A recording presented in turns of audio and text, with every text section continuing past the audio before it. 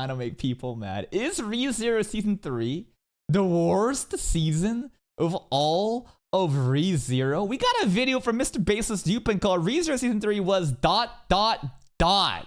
Uh-oh. ReZero Season 3 is officially over with episode 16, and today I want to take some time to talk about my thoughts on Season 3 as a whole, and why I personally think that it's the weakest season of ReZero so far. And I think that's a totally valid take. When you hear the words worst season, you are thinking immediately, holy shit, this anime was so bad. No. When we say worst season, right? It's more like this. Again, I gave you the same comparison when I told you that I actually personally enjoyed Season 3 more than Season 2, right?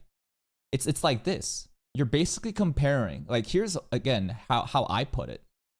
I think that personally, like, on like a scale of, like, how good it was, of top being good, like, Season 1 to me is, like, fucking right up there. It's like the GOAT. Arc 3 was so fucking captivating, right? And this is like, I don't know, like 10 out of 10, 10 out of 10. I don't know. We're just capping out of our minds right now.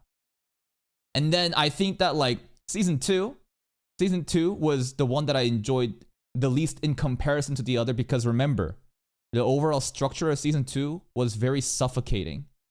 We had very limited amount of payoffs, which was all backloaded because it was one fat arc at the Sanctuary, and because of the structure of the anime, I wasn't able to enjoy it as much on the level of, like, triumphant moments. It was more of just peak despair. Doesn't mean it's bad. And Season 3 maybe is like over here. And if you compare everything here, this is still all fucking 9 out of 10, right? It's still all good. It's very relative marginal differences. I think when people hear this is the worst season, people think that somehow Season 3 is all the way down here at dog shit tier, which is just not the case. ReZero, for a lot of people, I think a lot of people enjoy this for the psychological take of Natsuki Subaru, a very realistic depiction of what a loser NEET that did nothing with his life would show up in an isekai world and how he would handle it. And because that psychological component was not as exaggerated in Season 3, because Season 3 is just a pop-off, battle-heavy arc, to them, I think it makes a lot of sense why they wouldn't have enjoyed it a lot more. A lot of people have either Season 1 or Season 2 as their favorite, then the Season 1 or Season 2 as their second favorite, then Season 3 as their last. Because, again, just think about, like, what kind of people even started to watch ReZero for. They didn't watch this for just the hype Unga Bunga battles. Not saying Season 3 is just Unga Bunga battles, but for sure it's missing a lot of those things that made Season 1 and Season 2 special for them. Now, before I get crucified based on this intro or the title of this video, I want to make it very clear that ReZero is still better than 99% of isekai anime, yes, and a good 80% I'm glad that he showed Failure Frame there. Oh my god, what a dog shit anime. of anime in general. I absolutely love the first two seasons, and I'll only talk about why Season 3 feels disappointing compared to the insanely high standards set by the previous seasons of ReZero itself. Okay. I'm completely fine with people disagreeing with the points I make in this video. I'm just making it very clear that these are my personal thoughts, and I still love ReZero as a series. Yeah, again, he's not saying ReZero Season 3 is like a 1 out of 10 anime. These are like, you know, we're comparing like a 9.9 to a 9.8 to a 9.7. 9.7 is the worst out of the 3 that we just picked, right? But it's still a fucking 9.7, and I think that's what a lot of people don't understand when people make these claims that, you know, ReZero Season 3 is my least favorite season. With that long ass disclaimer out of the way though, let's first talk about the things and moments from this season that I really liked before moving on to my issues.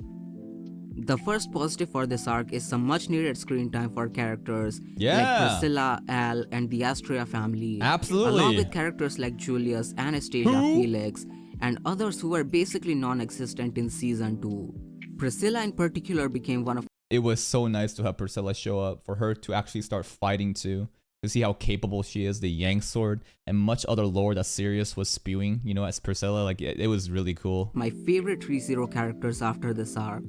I know tons of people hated her back in Season 1, but I could never bring myself to hate her, mostly because she's the hottest ReZero character by far. Okay. But now I feel vindicated for never Maso gang unite as they all grovel under the Sun Princess and they want to be spat on by her. having hated her. because her characterization in this arc is great. Yeah. It was nice to see different sides of her character by interacting with people like Liliana and learning what she respects and hates.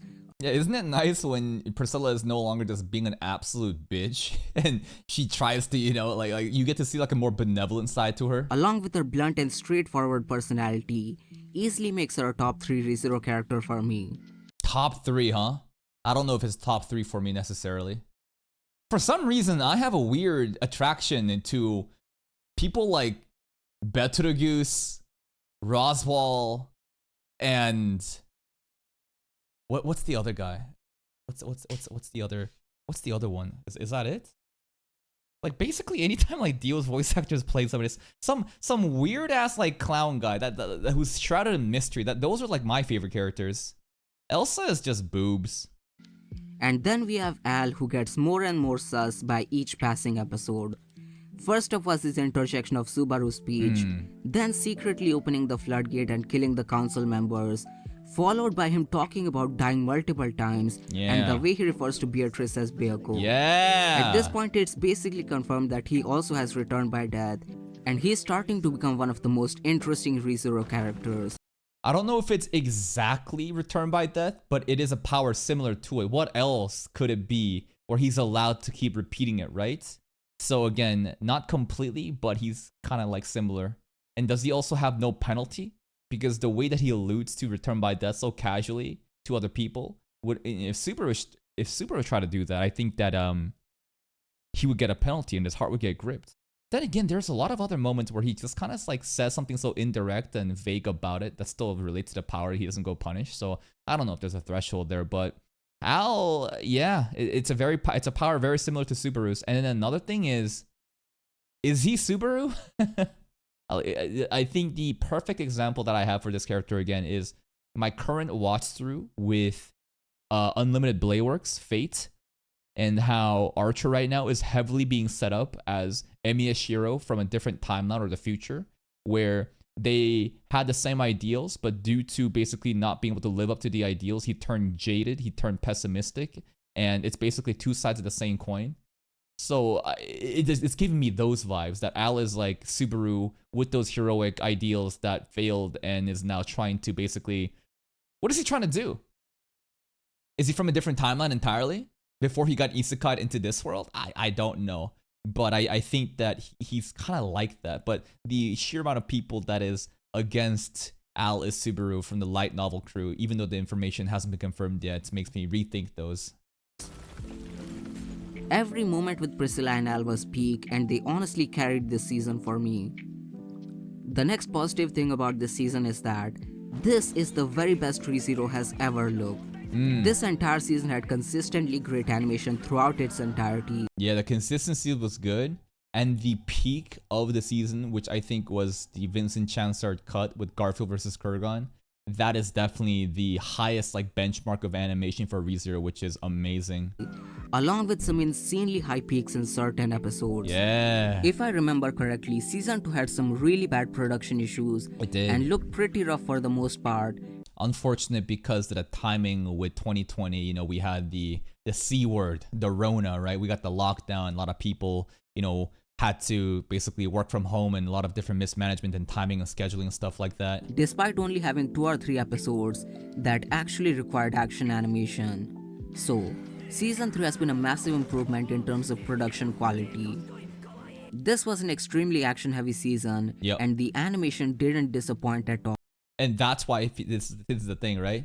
If it's an action-heavy season and the action was delivered, then why is this season the worst to a lot of ReZero watchers? Because those ReZero watchers do not prioritize action as the greatest parameter in how they judge ReZero, right? They judge ReZero for its incredible depth, lore, mystery, the psychological components, with Natsuki Subaru as he struggles to use his power and the consequences that come with it, which is absent in this season intentionally, because this season, again, is a totally different flavor of ReZero, which I think a lot of people don't appreciate like me, because I'm a monkey, baby. I love Battle Shonen. I grew up watching Battle Shonen, only Battle Shonen. This scratches that itch. I fucking loved it. I absolutely acknowledge that season 2 has some insane lore drops, insane witch lore in the Roswell secrets, man. Oh my god, that was peak. But man, was it ever suffocating for me for the half of the season, basically just taking L's, and then all the success being backloaded. Felt very suffocating. For this, it was very refreshing. Entirely different scenery, super hype fights, entire roster of the royal candidates showing up as well. It was just all-star lineup, turn my brain off and just enjoy. All the fights were great, but the two standout episodes are the Regulus fight in part 2 and Garfield versus Krugen. The Garfield fight in particular blew everyone away. It did. Because I don't think anyone ever expected Vincent Chansar to work on a minute-plus sequence in ReZero of all anime. And the craziest thing is this episode was part of the ones that had production issues, right? This is episode 14 or 15, I forget, where 13, 14, it's something about, I remember this one and the Wilhelm episode. Apparently White Fox was struggling from the production side, so I was like, having no expectations at all. I was like, oh, it might be a little scuffed. But just because they have production issues doesn't mean the quality of the anime is going to be actually bad. Just look at, Jujutsu Kaisen season 2 with Mappa and how they treat their workers. Vincent Chan started stepping up here to do this, was like, oh my god, thank you. I wonder how that happened. Did Vincent himself, was he reached out by White Fox or other talented people working on this and saying, yo, bro, you want to, cover this? Or is Vincent a ReZero enjoyer? Who knows?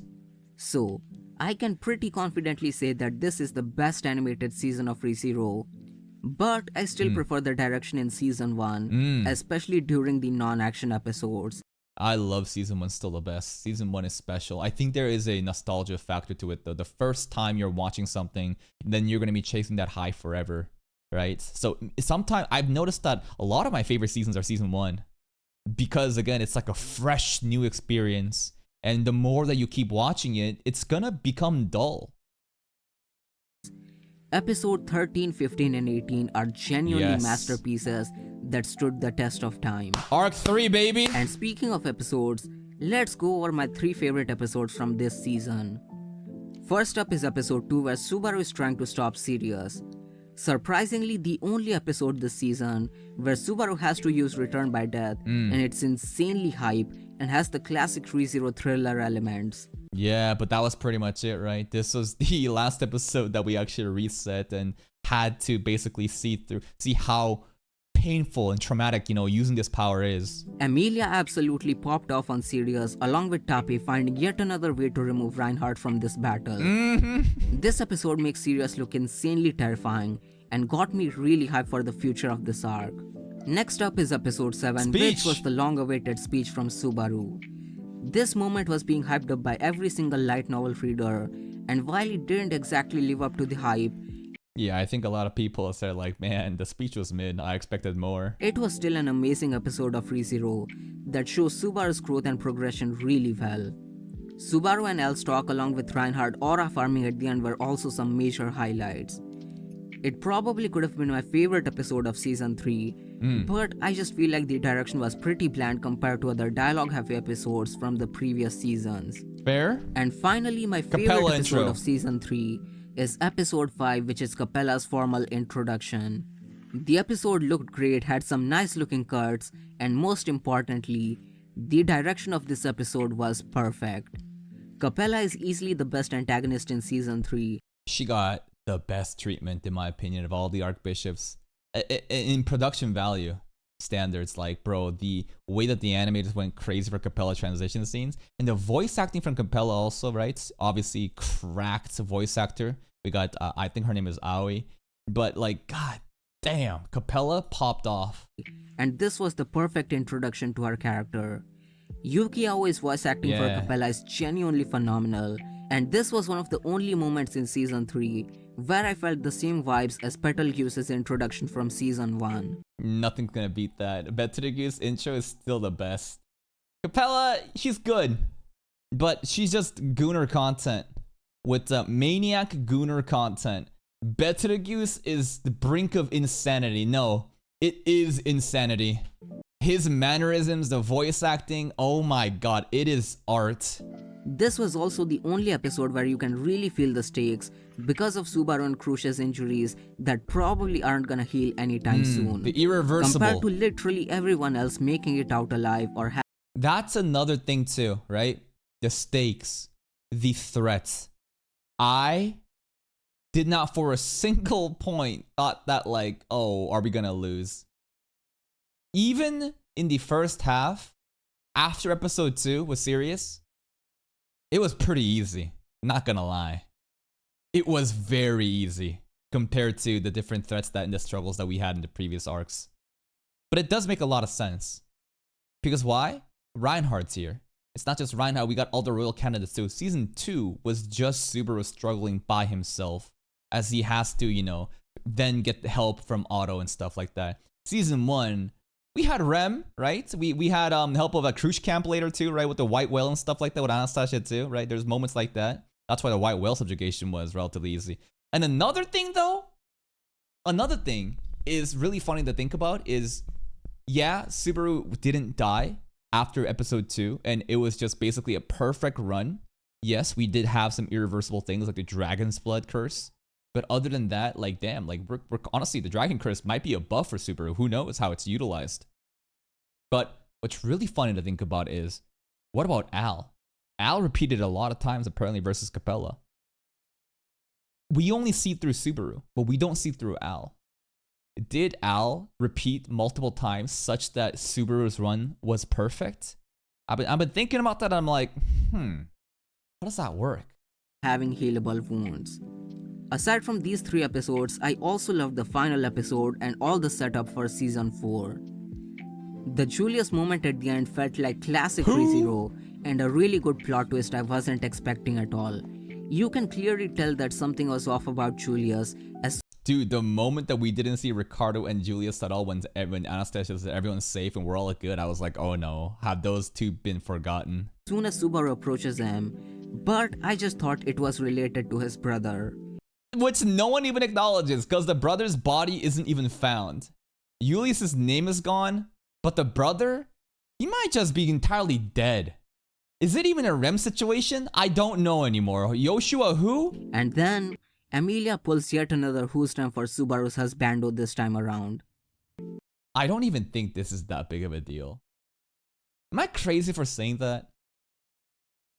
Because like, if your name and memory got forgotten, you're in a comatose state like, you know, Rem, that's fucked up. Absolutely. Nobody remembers her, and you're the only one that remembers her, right? It's a lot of burden on Subaru, especially because of how close, you know, important Rem was. Krush was like, all right, memories got forgotten.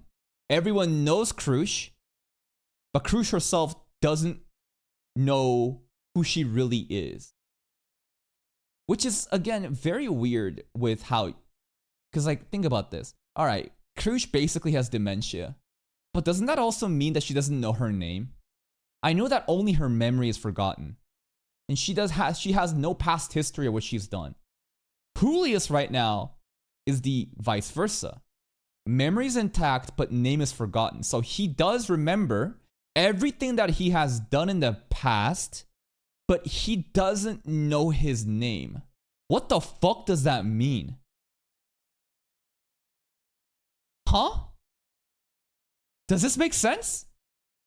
I'm sure it does, but the more I think about it, I'm like, so you're telling me you don't know that your name is Julius.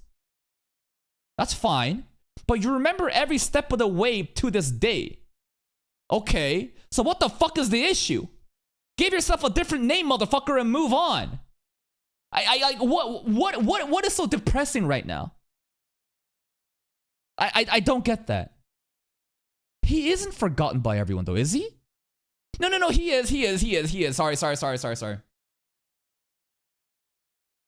For Krush situation, everybody knows who Krush is, but Krush herself doesn't know. For Julius, he doesn't know his name. He kind of knows all the memories that he's had, but everyone else except Subaru doesn't know who he is. Okay.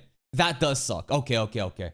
He himself can recognize himself, but basically his family, his friends, everyone around him are like, who the fuck is this guy? Okay, fair, for sure. I was like, I thought it was just a name and everything. This is like, how? Honestly, better to be Julius than Krush, right? Way better to be Julius than Krush, probably, right? 100%. And now let's finally talk about the stuff I didn't like from this season. My first issue is one that's purely personal, Okay. and it's the fact that I don't really care for action in ReZero. For me, the character writing and world building have always been my favorite things about the Sure, series, fair. and both of these things basically come to a halt in order to show Subaru and Emilia's progression after season 2. Putting characters, especially Subaru, in impossible situations and seeing how he changes and develops is a massive part of ReZero's appeal that wasn't really present in this arc. I don't Totally fair. You don't have to enjoy everything, right? You don't have to be an action enjoyer, especially considering what kind of audience that ReZero pulls in. Especially considering how ReZero is able to highlight, the storytelling aspect with the psychological thrillers, which is again absent in season 3. It just makes sense. don't blame the author for trying new things in this arc, but most of it doesn't really work for me personally. Moving on, my second issue is that all the antagonists felt really disappointing. I wouldn't say all of them, but I don't think these 4 had the same level of aura as Betelgeuse had in season 1. And why is that? Because back in season 1, we have so many failures and Betelgeuse fucking us up, and we had to get so much help to barely defeat him. In season 3, after episode 2, it's a fucking home run, baby. Yeah, there are some struggles here and there, but it's not like we die and we're just constantly just like in a state of, oh my god, oh my god.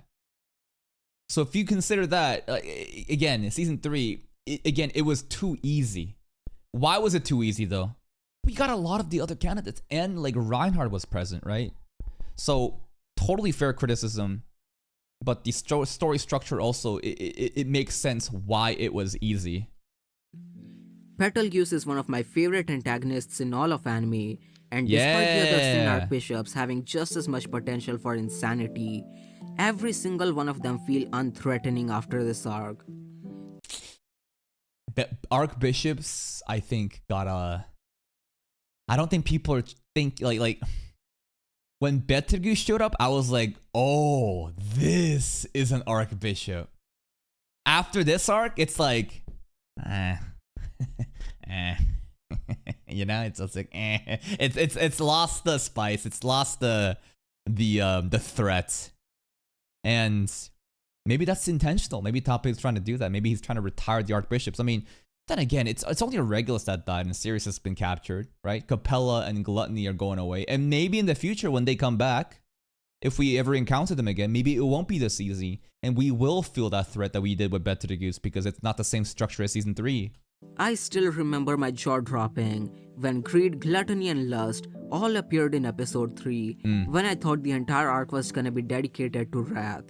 I genuinely thought this was gonna turn into one of the darkest and most brutal arcs of ReZero, but it ended up with literally 0 casualties. Yeah, straight up.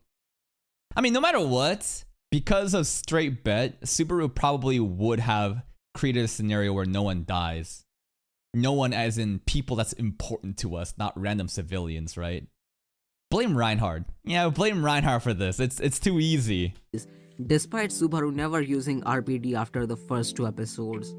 And this also leads to my third issue, which is how Return by Death was used in this arc. Okay. I know it's It wasn't, right? And the show has made it very apparent in season 2 that we are not here to metagame this. Nagatsuki Tappe is like, I am not going to write Subaru into a position where he's going to just off his life immediately as, something like he's not treating this like a speed run. Like a speed run in a game where you're trying to do the perfect mechanics to, save frames and get the perfect run. As soon as something goes off, you basically reset the run. That's not what the author's trying to do. He made it very clear with the bet against Roswell, straight bet, that Subaru will not give up. He has learned a lesson from Satella that this power is not meant to just save others, but himself too. He will continue to run no matter what. And with Roswell's promise at the end of season 2 as well, right? That we're not going to let anyone die. Subaru is basically just going to make sure that everyone lives. That it does make sense that Return by Death was not utilized at all in season 3 after episode 2. But again, other than that excuse, it's more fun to imagine that Al is the reason that we didn't need to use Return by Death. Because Al was the one basically dying and redoing over and over to get the perfect run for Subaru. a massive plot point that Subaru is trying to value his life and trying not to rely on RBD. But the author chose the worst arc to showcase him, having a basically perfect run aside from the messy start. Yeah. White Whale Subjugation was also perfect run, bro. That shit. White Whale, that no fucking repeats in the raid, bro. Just one tap the raid. And this as well. This is like 4 boss raids. And we just rushed that shit. The Regulus fight in specific was a joke. And I think that was the point though.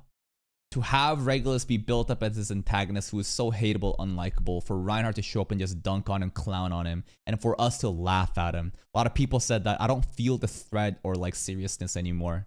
But I think that is the intent that Tappy is trying to show with Regulus' downfall. Kurgan versus Garfield was more epic though, that was definitely more serious. Subaru's constant loops allowed us to truly feel the stakes and see just how scary the antagonists are gonna be if everything goes wrong. And that's completely missing from this arc. Fair. In Season 1, we saw Betelgeuse mercilessly killing people and torturing Subaru multiple times in different ways. This allowed the Archbishops to not feel like frauds despite Subaru ultimately winning in the end. Yeah. Capella is Basically, Subaru didn't suffer enough. The difficulty was too easy. Archbishops are frauds. my favorite antagonist from this arc because of her personality. Sure. But the second best has to be Sirius. Okay. Because we could actually see just how insane her power in full effect is. The complete opposite of Regulus, who was the biggest fraud of ReZero so far. He is actually a fraud. Absolutely. Again, his powers is the thing that was like basically carrying him so hard, right? Without his powers, the Dragon Sword didn't even acknowledge him. He's like, who are you, bro? You're just carried by your authority.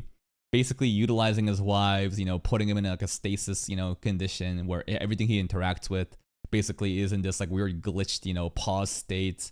And without it, he's a joke. And again, but I think that is the point, right? That Reinhardt specifically fucked up Regulus, and so did Amelia, and so did Subaru in the most disrespectful way to show the downfall of this character. I don't think that Regulus was intended to be like the menacing, mysterious, insane character that Betelgeuse was, and to have, a defeat like that. I think it's totally like different endings for different characters.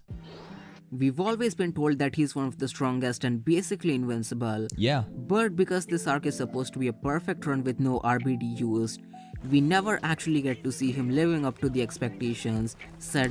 Well, it's not, I wouldn't say that he wasn't able to live up to the expectations. It's the fact that Reinhardt was there. If Reinhardt wasn't there, then I think that we would all be able to see how powerful he is. And we've seen that in the past seasons too. You see how dominating he is.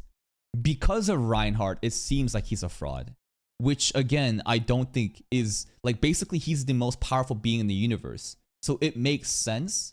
But again, he definitely is a fraud. By the author. And the last thing I wasn't a fan of is the Astria family backstory. Oh yeah? I waited this entire season wondering, just why does everyone in that family hate Reinhardt so much?